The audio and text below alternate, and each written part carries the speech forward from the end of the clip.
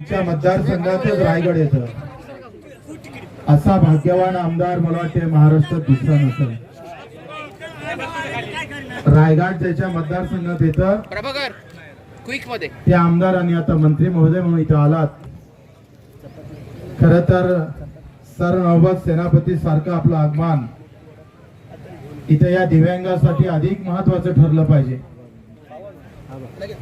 जे मूकबधिर इथं आहे भरतजी, मला माहित आहे तुमची तळमळ, तुम्ही या दऱ्याखोऱ्यातलं नेतृत्व तुम्ही करता। आजही सामान्य माणसाला विचारलं तर तुमचं नाव मोठ्या हस्त्यानं घेतलं जातं, हे खरं तर आमच्या सगळ्यांसाठी मोठी गर्वाची गोष्ट आहे। शिवसेनेतलं मूळ आणि कुळ तेच आहे सेवेचं, ते तुम्ही जपलं त्याबद्दल खरं तर आम्हाला अधिक अभिमान आहे। इथे जे मूकबधिर बांधव आहे यांना लता मंगेशकरचा आवाज माहित नाही, यांना स्वतःचा आवाजही काढता येत नाही। ज्यांना स्वतःचा आवाजच नाही, भारत सेठ कोगाले तुम आगे बढ़ो, बच्चू कडू तुम आगे बढ़ो असं म्हणताच येत नाही। आणि मग अशांचा तुम्ही आवाज व्हावं, यांचे तुम्ही खऱ्या अर्थानं कान व्हावे, सरकारनं त्याच्या पाठीशी उभं राहावं, या माफक अपेक्षा आहे। छत्रपती शिवरायांचा एक मंत्र होता, सगळ्यांना पोटाशी लावावे। निवळ अफजल खान मारला एवढाच इतिहास नाही, इथं आम्ही असणाऱ्या सर्व गोरगरीब कष्टकरी अडचणीत असणारे लोक आणि कष्ट करणारे लोक राज्याच्या तिजोरीच्या बाहेर नसले पाहिजे। आम्ही योजना आणल्या पाहिजे त्या कष्ट करणाऱ्यांसाठी। तुम्ही MIREGचे मंत्री आहे, रोजगार हमी योजना, प्रचंड कष्ट करणारा मजूर या महाराष्ट्राच्या कानाकोपऱ्यात आहे, पण भारत सरकार, राज्य सरकार नाही, भारत सरकार त्यांची मजुरी गेल्या 5 महिन्यापासून देत नाही। हक्काची मजुरी सुद्धा त्यांना भेटत नाही। कित्येक दिव्यांगांना 5-5 महिन्यापासून त्यांचं मानधन भेटत नाही। मी जेव्हा सभागृहात होतो तेव्हा अजितदादाला प्रश्न केला होता का आमचं मानधन दर महिन्याच्या 5 तारखेला का भेटत नाही? मग सचिवाचं मानधन 5 तारखेला भेटतं, आमदाराचं मानधन 5 तारखेला होतं, पण दिव्यांगांचं मानधन 4-4 महिने होत नाही। ज्याला 2 पाय नाही, हात नाही, डोळे नाही, त्याचा संसार कसा चालत असेल? काल भरतजी इथं एक बेडवर असणारा दिव्यांग होता, त्याच्या आई वडिला शहीद झाला, 2 दिव्यांग एकाच घरी होते। जाग्यावरच संडास, जाग्यावरच बाथरूम, हलवता येत नाही, तरी आत्महत्याचा विचार आला नाही। जगण्याचं खऱ्या अर्थानं धैर्य त्यांच्या मनात होतं। बच्चू भाऊ या 1500 रुपयामध्ये यांची मलमपट्टी सुद्धा होत नाही। साधी स्वच्छता करावी शरीराची, एक दिवस स्वच्छता नाही केली तर सगळ्या घरात सुगंध येतो, राहू शकत नाही। अशा अवस्थेमध्ये जगणाऱ्या दिव्यांगाकडे आमचं सरकार छत्रपतीच्या विचाराला घेऊन त्याच्या घरापर्यंत गेलं पाहिजे, म्हणजे चांगलं सरकार आमचं म्हटलं जाईल। एकनाथजी शिंदेच्या माध्यमातून दिव्यांग मंत्रालय निर्माण झालं, त्यांना आम्ही नतमस्तक होतो, त्यांना धन्यवाद देतो आणि अभिमानानं त्यांचं नाव नेहमी आम्ही घेत राहतो। ज्याला डोळे नाही त्यानं आपल्या आईचा चेहरा पण पाहिला नाही। कसा रायगड असेल, कसा माझा छत्रपती शिवाजी महाराज दिसत असेल, त्या अंध अपंगांना माहित नाहीये, तरी तो छत्रपती शिवाजी महाराजांच्या पुतळ्याजवळ जातं आणि आपला फोटो काढतो, त्याच्यातच तो सार्थ समजतं जीवनाचं। डोळ्यातलं पाणी दिसत नाही पण चेहऱ्यावरचा आनंद मात्र लपत नाही। भरतजी मूकबधिर आहे, दिव्यांग आहे, पाय नसणारे आमचे मुकलजी, 2 पाय नाही आहे, हे कोकण विभागाचे प्रमुख आहे। अख्खा सगळा गाळा त्यांनी चालवला।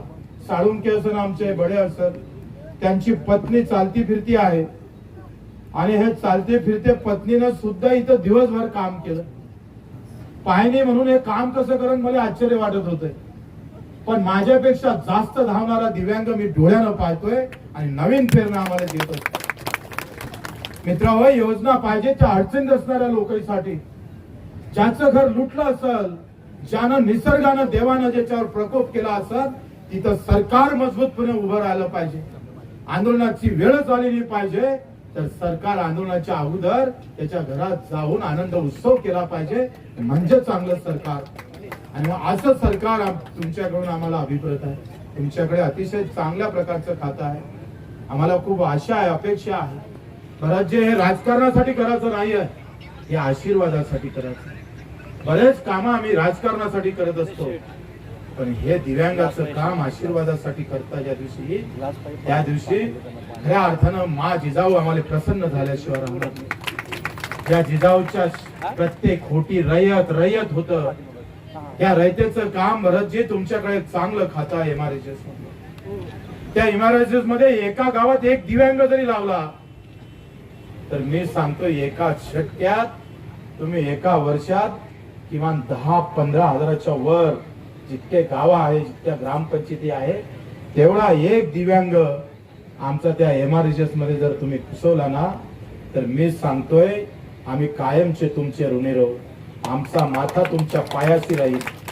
माझ्या दिव्यांगाच्या घरात कुठेतरी आनंदाचे क्षणी, रोजगार यांना गरज आहे. ते आमचे मूकबधीर बांधव धडधाकट आहे. त्यांना ऐकायला येत नाही, बोलता येत नाही, पण त्यांचं ध्यान जे आम्ही पाहतोय ते एकाग्रता ज्यांच्या मनात एवढी असतं. बरेच प्रकल्प या मूकबधिरांनी चालवलेले आहेत. बऱ्याच फॅक्टरीमध्ये आता मूकबधीर लोक मागतात, कारण सक्षम असतात त्या शरीरानं. मग अशा सगळ्या ज्याला पाय नसेल, ज्याला डोळा नाही, ज्याला ऐकायला येत नाही, अशांसाठी तुमच्या एमआरएचएस मध्ये एक तिसरं नेत्र आपण उघडावं अशी सुद्धा अपेक्षा करतोय. काल मुख्यमंत्र्यांनी फोन केला, त्यांनी सुद्धा शब्द दिला. फोनवर आम्ही या उपोषणाचं आज सांगता, आणि आपण आज येणार होते पण त्याची सांगता करणार होती. रायगडाच्या भूमीमध्ये तुम्ही जो शब्द देणार तो खऱ्या अर्थानं प्रमाण ठरेल. रायगडाच्या पायथ्याशी दिलेला शब्द कधी खोटा ठरणार नाही, तो त्याच्यापेक्षा उंच भरारी देणारा ठरेल, हे मात्र तेवढंच खरं आहे. आणि मग अशा या एमआरएचएस मध्ये माझ्या शेतकरी बांधवांसाठी जे फळबाग आहे, द्राक्ष लागवड करणारे शेतकरी असतात, आंबा उत्पादक शेतकरी असतात, काजू उत्पादक शेतकरी असतात, संत्रा उत्पादक शेतकरी असतात, तुमचं केंद्राचं एमआरएचएस काय म्हणतं का पर्यावरण निर्माण झालं पाहिजे आणि निरंतर असणाऱ्या योजना त्याच्यातून उभा राहिल्या पाहिजे, असं एमआरएचएसचं मुख्य उद्देश आहे. आणि मग या सगळ्या संत्र्यामध्ये सगळीकडे फॅक्टरीचं होणारं प्रदूषण आणि त्या प्रदूषणाला दाबणारा, कमी करणारा जर कोणी मैकेला आला असेल तो माझा शेतकरी आहे. तो आंबा उत्पादक शेतकरी आहे, काजू उत्पादक शेतकरी आहे, तो माझा द्राक्ष उत्पादक शेतकरी आहे, संत्रा उत्पादक शेतकरी आहे. 3 वर्ष तुम्ही एमआरएचएस मधून मदत करता, पण त्याला अधिकचे 5 वर्ष एमआरएचएस मधून मजुरीचे पैसे दिले, तर एक नवीन क्रांती मी सांगतोय इथं सुरुवात होईल. जो आमचा सोयाबीन उत्पादक शेतकरी, तुमचा कापूस उत्पादक, तूर उत्पादक, कोरडवाहू शेतकरी, ज्याच्या जमिनीला पाणी जात नाही असा शेतकरी, त्या शेतकऱ्याला पेरणी ते कापणीपर्यंत भाव भेटणारच नाही.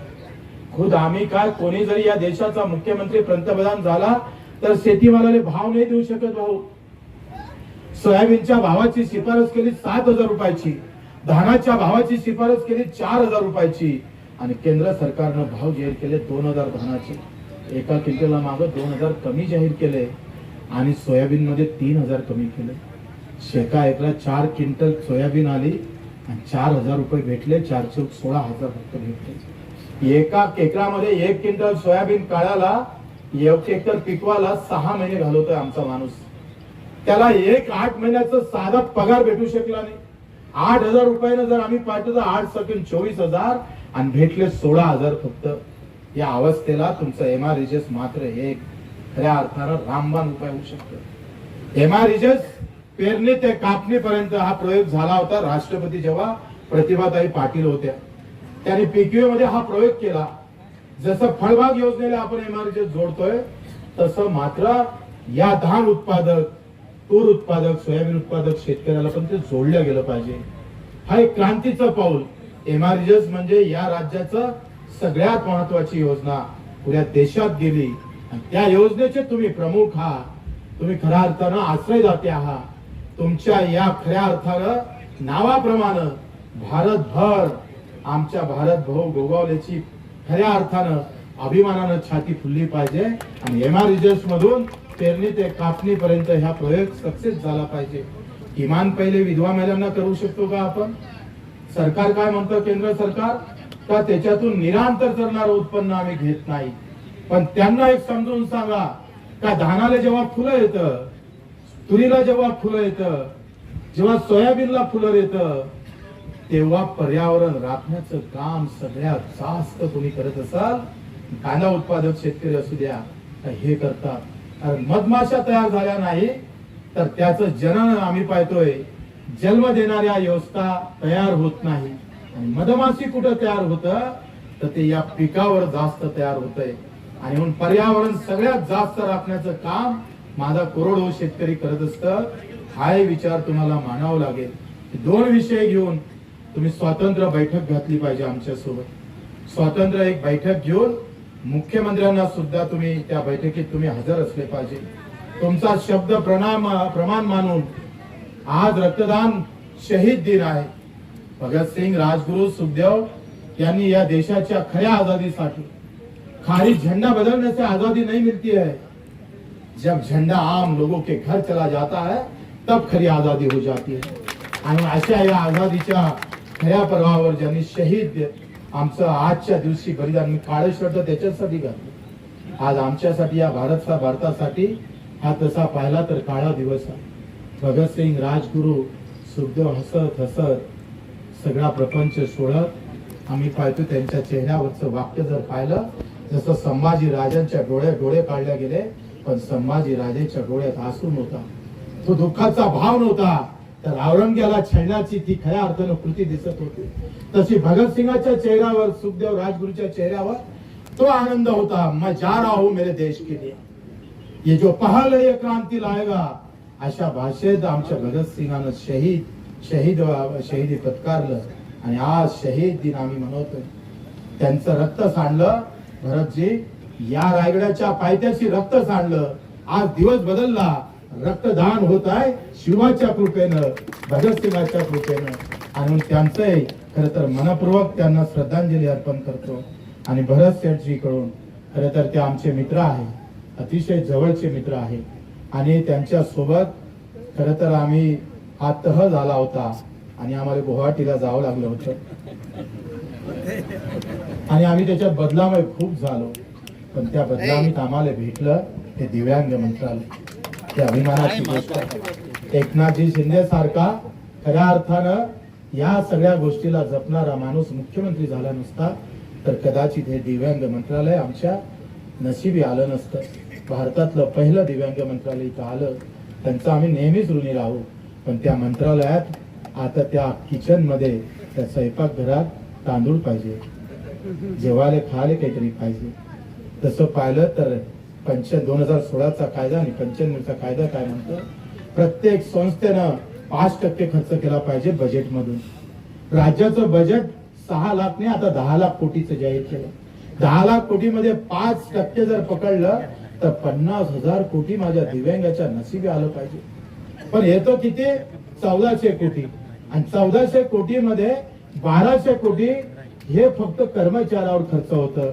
उरलेले 150 कोटी शिष्यवृत्तीवर जातं. आणि 50-60 लाख दिव्यांगाच्या नशिबी 50 कोटी येतं. त्याच्यातला भ्रष्टाचार आणि मग यांना भेटणारी योजना हा मोठा विषय आहे. तो मी काही छळणार नाही. आणि म्हणून भरतजी आपण आलात, आम्ही आनंदी झालो, आपले आभारी आहे. खरं तर या खऱ्या संघर्षाच्या भूमीमध्ये एक नवीन संघर्षाचा अंत होऊन आनंद उत्सव करायला आम्ही इथं आलो पाहिजे आणि तुम्ही त्याला हजर झाले पाहिजे अशा अपेक्षा करतो. आणि इथे हे 2 शब्द संपवतो.